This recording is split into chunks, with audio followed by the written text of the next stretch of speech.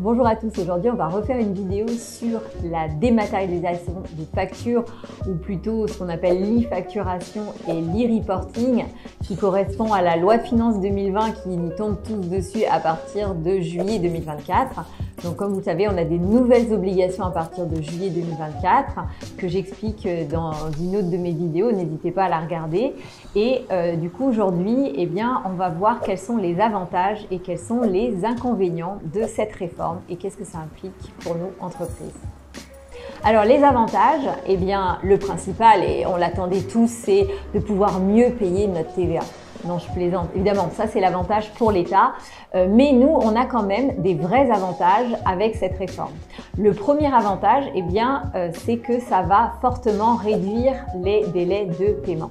Vous avez sans doute entendu tous un jour cette phrase « Ah, votre facture? Ah mais non, mais on l'a jamais reçue. » Eh bien en fait, sachez qu'à partir de juillet 2024, à partir du moment où vous déposez une facture sur le portail public de facturation, votre client il ne pourra pas dire qu'il ne l'a pas reçue puisque c'est certifié par l'État, elle a bien été envoyée et reçue.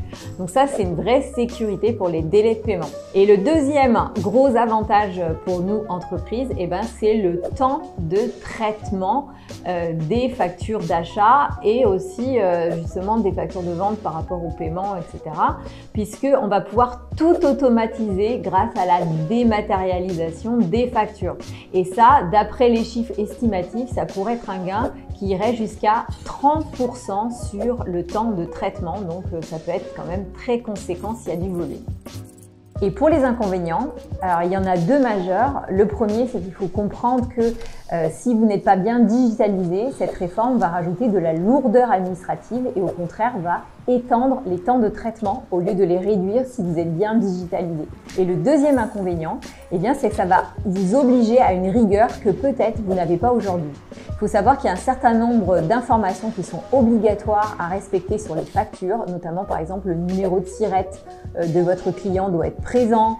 Il y a plein d'autres informations qui sont obligatoires, des mentions, etc.